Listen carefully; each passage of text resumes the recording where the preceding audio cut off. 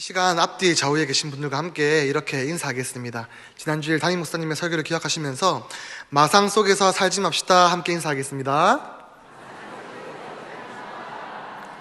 다시 한번 인사하실 때 하나님이 우리의 치료자 되십니다. 아멘. 주 안에서 사랑하는 성도 여러분, 요즘 취업이 참 힘든 시대라고 합니다. 그래서 취업을 준비하는 사람들끼리 취업의 팁이나 합격 후기들을 공유하는 사이트들도 있습니다. 이곳에 어떤 사람이 자기가 아는 한 오빠의 합격 후기를 올려둔 것을 본 적이 있습니다. 이 청년이 마지막 면접을 남기고 있었습니다. 기업의 임원들과 다대일로 심층 면접을 진행하는 것입니다. 막 열심히 면접을 진행하는데 자기가 생각을 해도 대답을 너무 못한 것입니다. 그래서 이번에도 떨어지겠구나 이렇게 생각을 했다라고 합니다. 그러던 중에 마지막으로 한 질문을 받았습니다. 당신의 가장 큰 장점이 무엇입니까? 이런 질문이었습니다. 이 오빠는 그냥 아무 생각 없이 저는 절약정신이 투철합니다. 제가 만약에 입사하게 된다면 회사의 정기를 허투루 쓰지 않겠습니다. 이렇게 이야기를 했다라고 합니다. 대답한 자기도 아차 싶었고 앞에 있는 면접관들의 표정을 보니까 떨어졌구나 이렇게 생각을 했다라고 합니다. 어찌저찌 면접이 잘 끝나고 떨어졌다 생각을 하면서 터덜터덜 면접장을 나갔다고 합니다. 근데 여기서 중요한 것은 나갈 때 자기도 모르게 습관처럼 불을 끄고 나갔답니다. 이 오빠는 어떻게 되었을까요? 합격했다고 합니다. 웃긴 이야기지만 저는 이 글에서 습관의 힘을 느끼게 되었습니다. 요즘 많은 사람들이 좋은 습관을 만들기 위해서 노력합니다. 서점에 가보면 습관에 관한 책들이 베스트셀러에 엄청나게 많은 것들을 볼 수 있습니다. 지금보다 더 나은 삶을 살기 위해서 많은 사람들이 나를 극복할 수 있는 습관을 만듭니다. 파스칼은 이렇게 이야기했습니다. 습관은 제2의 천성으로서 제1의 천성을 완전히 파괴한다. 습관이 천성을 이긴다는 것입니다. 변화와 발전을 원한다면 지속적인 반복을 통해 좋은 습관을 만들어야 합니다.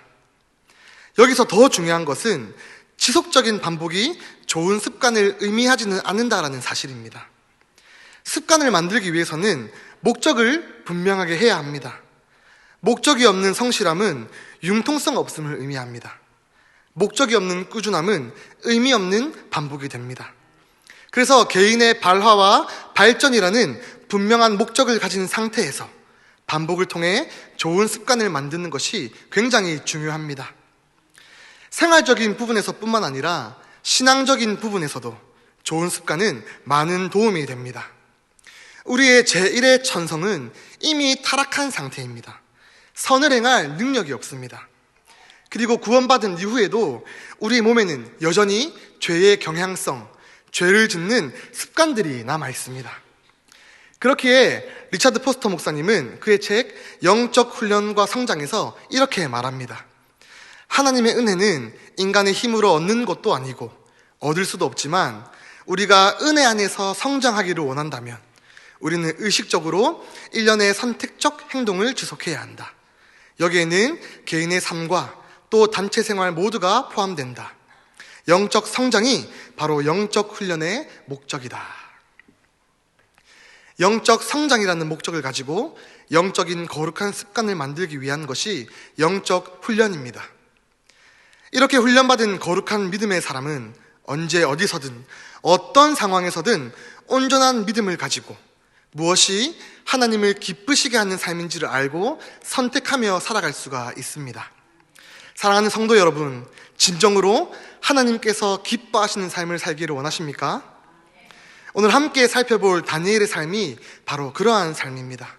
이 시간 다니엘의 삶을 통해 하나님이 기뻐하시는 삶이 어떤 삶인지 살펴보겠습니다. 함께 읽겠습니다. 첫째, 다니엘의 삶은 하나님의 살아계심을 증명하는 삶입니다. 다니엘서 6장 2절을 함께 읽겠습니다. 또 그들 위에 총리 셋을 두었으니 다니엘이 그 중에 하나이라. 이는 방백들로 총리에게 자기의 직무를 보고하게 하여 왕에게 손해가 없게 하려 함이었더라. 아멘. 벨사살 왕이 죽은 뒤에 메대 사람 다리오가 그 땅을 다스리게 되었습니다. 다니엘은 그 당시에 120명의 고관을 다스리는 3명의 총리 중에 한 사람이 되었습니다. 이 과정이 참 기적적입니다. 다니엘 2장 28절을 통해서 우리는 느부갓네살 왕의 꿈을 해석한 그 10대의 다니엘이 바벨론 온 지방을 다스리게 되었고 바벨론 모든 지혜자의 대표가 되었음을 알 수 있습니다. 그런데 무슨 이유인지는 알 수 없으나 이제는 다니엘이 더 이상 정치에 등장하지 않았습니다. 느부갓네살 왕이 죽은 지 25년이 지난 후에 바벨론의 왕이 된 벨사살 왕 때에는 다니엘이 정치를 하고 있지 않습니다. 많은 성경학자들이 10대의 다니엘이 이제는 80세가 넘은 노구가 되었다고 말합니다. 그렇게 자연스럽게 은퇴하게 되었고 조용히 살아가던 다니엘이 갑자기 정치의 한복판에 등장하게 되는 사건이 생깁니다. 벨사살 왕이 잔치를 베풀 도중에 특별한 일을 경험합니다. 다니엘 5장 5절을 함께 읽겠습니다. 그때에 사람의 손가락이 나타나서 왕궁 촛대 맞은편 분벽에 글자를 쓰는데 왕이 그 글자 쓰는 손가락을 본지라. 아멘. 잔치 중에 갑자기 사람의 손가락이 등장합니다. 그리고 벽에 글씨를 쓰기 시작합니다. 벨사살 왕은 번민했습니다. 주변에 있는 모든 사람들도 다 놀랐습니다. 뿐만 아니라 아무도 그 글을 읽지 못하고 해석하지 못합니다. 이 상황이 어떻게 된 상황인지 누구도 왕에게 알려주는 사람이 없었던 것입니다. 그때 왕비가 다니엘을 기억합니다. 과거 느부갓네살의 꿈을 탁월하게 해석한 다니엘을 기억한 것입니다. 그리고 그를 부릅니다. 그리고 이야기합니다. 이것을 해석하면 내가 자주색 옷을 입히고 금 목걸이를 내 목에 메고 나라의 셋째 통치자로 삼겠다, 이렇게 이야기를 합니다. 이 당시 왕이었던 벨사살 왕은 대리 통치자였습니다. 그의 아버지 나보니두스는 병에 걸려서 레바논에서 요양 중이었습니다. 그래서 벨사살은 섭정왕으로 그 땅을 다스리고 있었습니다. 그래서 이때 말했던 셋째 통치자라는 것은 왕 바로 밑에 있는 자리, 최고의 권력의 자리였음을 알 수 있습니다. 80세가 넘은 노구를 다시 정치의 중심에 등장시키신 것은 분명한 하나님의 의도가 있습니다. 다니엘은 하나님께서 유대인들을 돕기 위해 사용한 사람입니다. 10대의 소년으로 바벨론에 잡혀왔던 다니엘이 80세가 넘었다라는 것은 시간이 꽤 많이 흘렀다라는 것을 의미합니다. 잡혀왔던 유대 포로 중에 상당수는 죽었을 것입니다. 이스라엘의 영광스러웠던 그 솔로몬 성전을 기억하는 사람들이 점점 사라져가고 있습니다. 인구의 대부분은 포로 2세대들입니다. 그들에게는 바벨론이 고향과 같은 곳이었습니다. 바벨론의 문화와 전통이 익숙한 세대들입니다. 이 당시에 바벨론은 가장 강대국이었습니다. 특별히 바벨론은 천문학이 발달했습니다. 지금으로 친다면 최고의 과학기술에 비교할 수 있습니다. 포로 2세대들은 가장 뛰어난 문명을 누리고 있었고 편안한 상황에서 살아가고 있었습니다. 그런데 그런 상황에 다니엘을 통해 하나님이라는 이름이 드러나게 됩니다. 선포하게 됩니다. 그들에게 하나님이라는 말은 어떤 의미였을까요? 어른들이 말하는, 그러니까 꼰대스러운 말이었을 것입니다. 포로 2세대들에게 하나님은 역사 속에서 실패한 신입니다. 적어도 그들의 눈에는 그랬습니다. 자신들이 경험해보지 않은 과거의 이야기를 통해 들었던 무능한 신이었습니다. 바벨론의 사람들의 생각처럼 바벨론이 섬기던 그 마르뚝이라는 신에게 패배한 신이 바로 하나님이었습니다.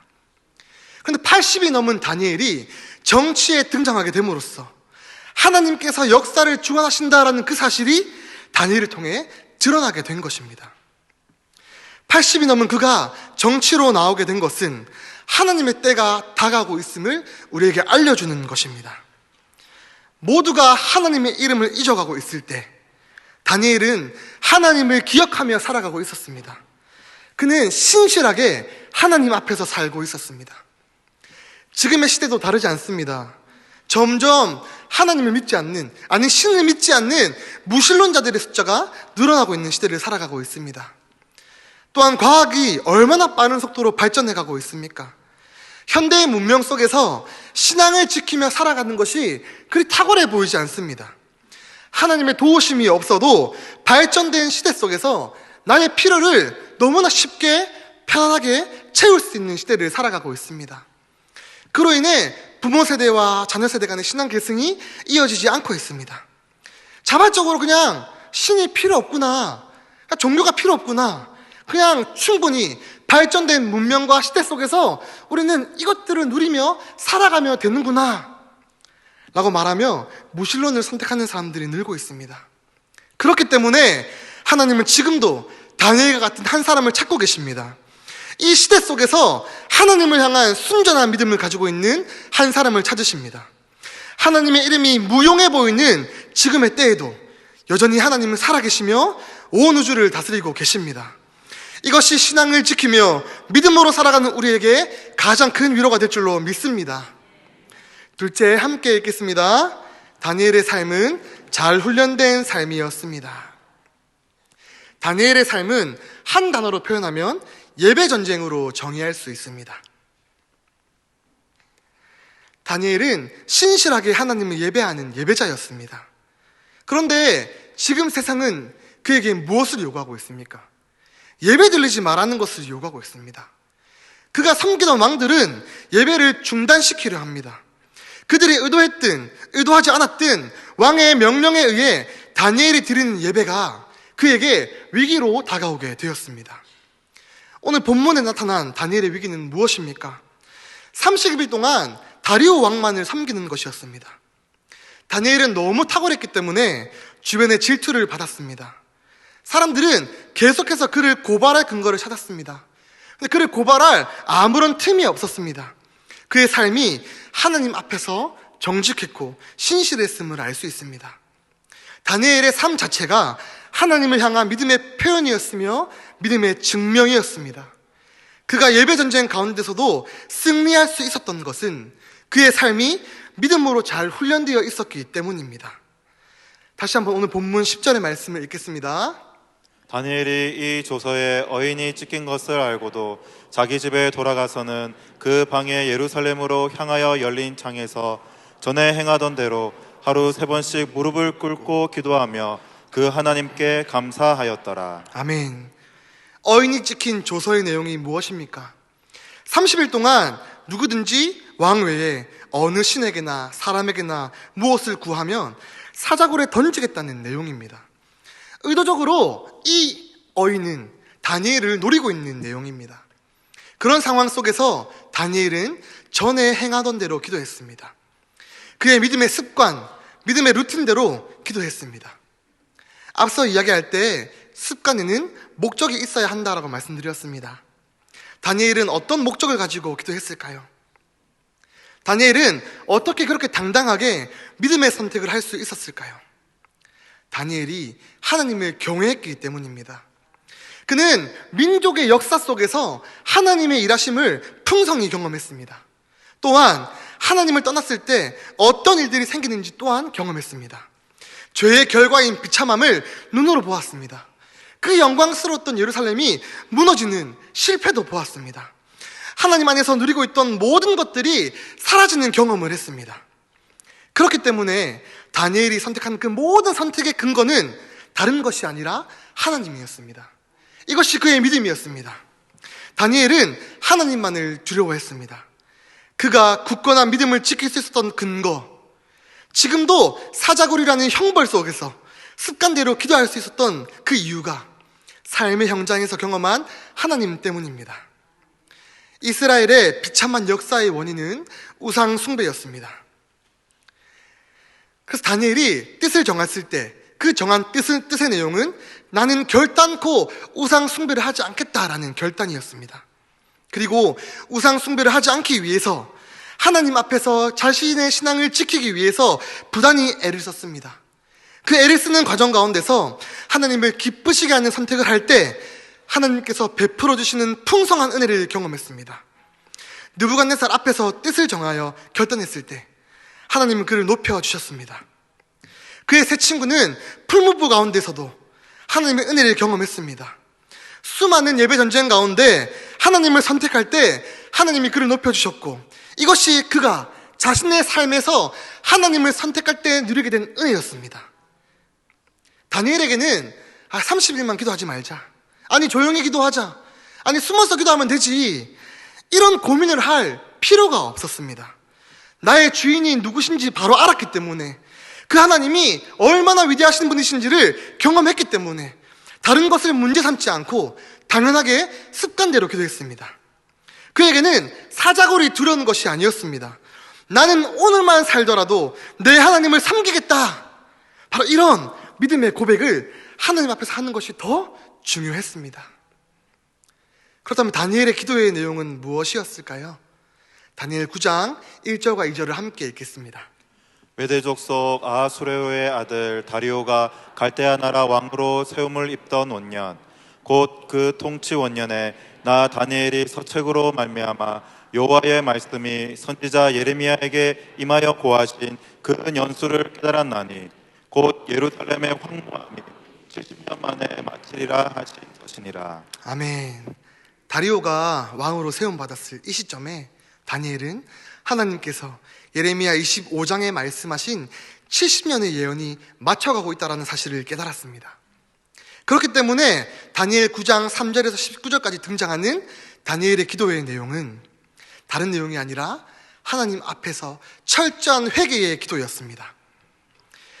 자신들의 잘못을 돌이키고 회개하며 돌아올 때 하나님께서 다시 품어주시고 회복시켜 주실 것을 소망합니다. 그래서 3절의 말씀대로 금식하며 베옷을 입고 죄를 덮어쓰고 하나님께 기도하며 간구하기를 결심합니다. 하나님만이 자신의 살 길이라는 사실을 기억합니다. 그리고 이 기도의 소망이 확신으로 바뀌게 된 사건이 있습니다. 바로 사자굴에 던져진 사건입니다. 그는 아무런 몸이 상하지 않았습니다. 그 사자굴 가운데서도 하나님의 은혜를 경험했습니다. 오히려 이 사건을 통해서 다니엘이 은혜를 입었을 뿐만 아니라 바벨론 포로로 잡혀있던 이스라엘 백성들에게 잊혀졌던 하나님의 이름이 선명하게 드러나게 됩니다. 다니엘 한 사람의 은혜가 아니라 이스라엘 전체의 은혜가 되었습니다. 요세푸스가 쓴 유대 고대사 10권 11장 6절에는 이렇게 기록되어 있습니다. 적들은 다니엘이 끔찍한 일을 당하지 않는 것을 보고는 하나님께서 그를 보호하셨음을 인정하지 않고 사자가 배가 불렀기 때문이라고 말했다. 그들은 다리오 왕에게 그런 사실을 주장했다. 이들의 사악함에 진력이 난 다리오 왕은 사자들에게 고기를 듬뿍 던져주라고 지시했다. 사자들이 고기로 잔뜩 배를 채운 것을 본 다리오 왕은 사자들이 배가 부른 후에 정말 건드리지 않는지 그 여부를 알고 싶으니 다니엘의 적들을 사자굴 속에 던져 넣으라고 명령했다. 방백들을 사자굴 속에 던져 넣자 다리오는 하나님이 다니엘을 분명히 보호하셨다는 것을 깨달았다. 왜냐하면 사자들이 몹시 배가 고팠던 것처럼 한 사람도 남김없이 모조리 잡아먹었기 때문이었다. 성경에는 나와 있지 않지만 이날 이후로 다니엘은 계속 기도했을 것입니다. 그리고 다리오 왕은 자신의 조서를 파기했을 것입니다. 이날 이후 다시 온 나라에는 다니엘의 하나님에 대한 이야기로 충만했을 것입니다. 사자굴에 던져진 사건은 다니엘 한 사람에게 주어진 은혜가 아닙니다. 포로 기간 속 패배의식에 쌓여 하나님을 잊어가는 1세대들과 가장 세련되고 과학과 문화가 발전한 바벨론에 익숙해서 하나님을 필요로 하지 않았던 2세대들에게 다시금 자신들이 어떤 민족인지를 깨닫고 패배하고 몰락했다고 생각한 하나님을 다시 기억하며 하나님께서 여전히 자신들을 지키시고 보호하고 계신다는 사실을 깨닫게 되는 민족적 사건이 되었습니다. 말씀을 정리하겠습니다. 다니엘의 일대기를 마무리하는 본문 28절을 함께 읽겠습니다. 이 다니엘이 다리오 왕의 시대와 바사 사람 고레스 왕의 시대에 형통하였더라. 아멘. 이 본문을 그냥 읽으면 믿음대로 살았던 다니엘은 하나님 앞에서 형통했구나 이렇게 넘길 수가 있습니다. 그런데 이 본문은 그렇게 넘길 수 없는 본문입니다. 아무 의미 없어 보이는 구절이 절대로 아닙니다. 에스라 1장 1절을 함께 읽겠습니다. 바사왕 고레스 원년에 여호와께서 예레미야의 입으로 하신 말씀을 응하게 하시려고 바사왕 고레스의 마음을 감동시키심에 저가 온 나라에 공포도 하고 조소도 내려 가로되 아멘. 이 28절에 등장하는 고레스 왕이 누구입니까? 이스라엘 포로를 다시 예루살렘으로 돌려보낸 왕입니다. 그리고 그 중심에는 누가 있습니까? 바로 다니엘입니다. 80이 넘도록 다니엘이 거룩함을 위한 믿음의 루틴을 지키며 살았던 바로 그 이유와 그가 약속대로 기다렸던 그 예레미야의 약속이 드디어 바사왕 고레스 때에 이루어졌습니다. 그래서 28절의 말씀은 다니엘에게는 최고의 선물입니다. 이것으로 끝이 아닙니다. 다시 예루살렘으로 돌아간 사람들이 있다는 사실입니다. 비록 잡혀갔던 포로들에 비해서 돌아온 사람들의 숫자는 10% 정도밖에 되지 않지만 그럼에도 믿음을 지키며 예루살렘으로 돌아온 사람들이 있습니다. 대부분의 사람들은 지금 자신들이 살고 있었던 그곳 바벨론 땅이 너무 좋아서 그 당시에 최고의 문화와 문명, 삶의 터전, 안전 이런 것들을 포기하지 못하고 그곳에 있었습니다. 그런데 돌아온 사람들은요, 하나님을 선택했습니다. 그들이 돌아왔다는 것 자체가 그들의 믿음의 의지, 하나님 앞에서의 신앙의 고백이었습니다. 오늘 다니엘을 통해서 우리는 무엇을 결단해야 할까요? 내 상황과 환경과 상관없이 신실하신 하나님을 신뢰하는 믿음이 필요합니다. 이 시대에서 예배의 자리를 지킨다는 것은 미련해 보이는 것입니다.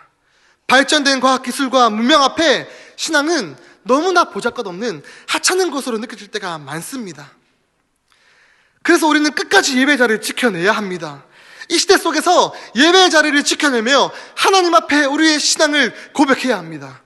자녀 교육, 성공, 안정, 이 모든 것들이 아니라 하나님의 약속을 믿는 믿음이 나에게 전부라는 고백으로 이 예배의 자리를 지켜내야만 합니다. 뿐만 아니라 그것을 지키기 위해 삶의 자리에서 건강한 믿음의 습관들을 만드는 것이 중요합니다. 하나님께 우리의 일생을 드리기 위해서 먼저 우리의 일상을 드려야 합니다. 우리 교회에는 많은 훈련의 자리가 있습니다. 이 훈련의 자리에 많이 참석하셔서 거룩한 습관을 만드는 모든 성도님 되시기를 축복합니다. 2022년 11월 18일에 이 본문으로 설교하신 사랑하는 담임 목사님의 설교 중에 한 부분으로 여러분들께 권면드립니다. 성도의 주종목은 믿음입니다. 믿음으로 살면 한순간은 망한 것 같지만 종국에는 하나님이 우뚝 세워주십니다. 하나님은 우리 믿음을 보시고 역사하는 분입니다. 하나님의 사람들은 하나님의 방식대로 살아야 합니다. 에스라와 느헤미야서를 보면 돌아온 사람들의 명단이 기록되어 있습니다. 성경이 그들의 명단을 굳이 기록하고 있는 이유가 무엇일까요? 하나님께서 그들을 기억하고 계신다는 사실입니다. 그들의 믿음의 의지, 믿음의 결단을 하나님께서 놓치지 않고 다 기억하고 계신다는 것입니다. 내 생활 속에서 하나님이 나를 잊으신 것만 같고 더 이상 나를 도와주시지 않는 것 같고 나를 버리신 것 같은 그 상황 속에서도 하나님은 하나님의 손바닥에 우리를 새기시고 잊지 않고 기억하고 계시는 분이십니다.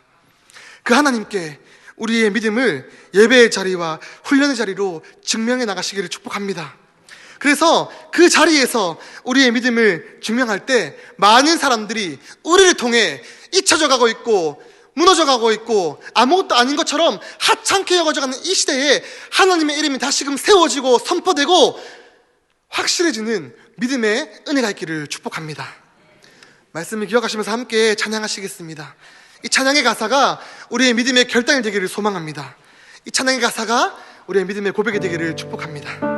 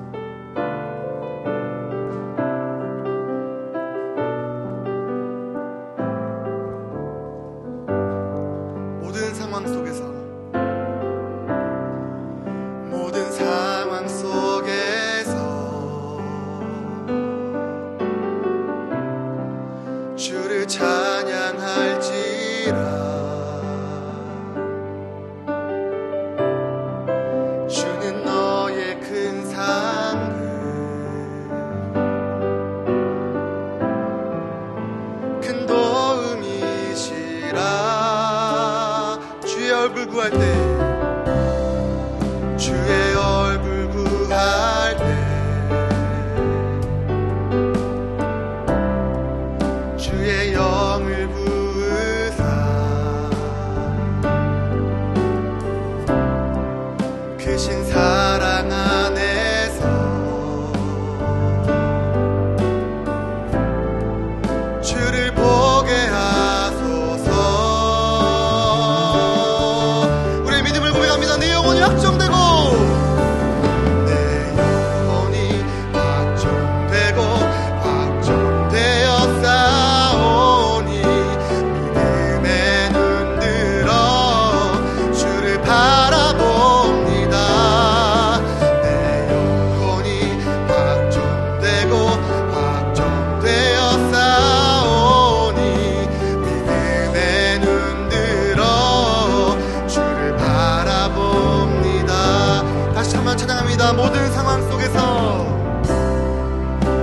모든 상황 속에서 주를 찬양할지라.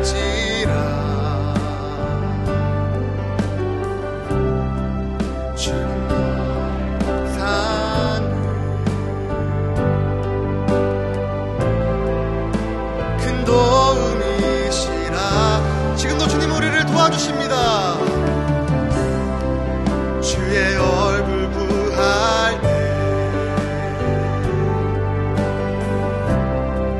주의 영을 부으사 크신 사랑 안에서 주를 보게 하소서. 믿음으로 주 앞에 결단하며 나갑니다. 내 영혼이 확정되고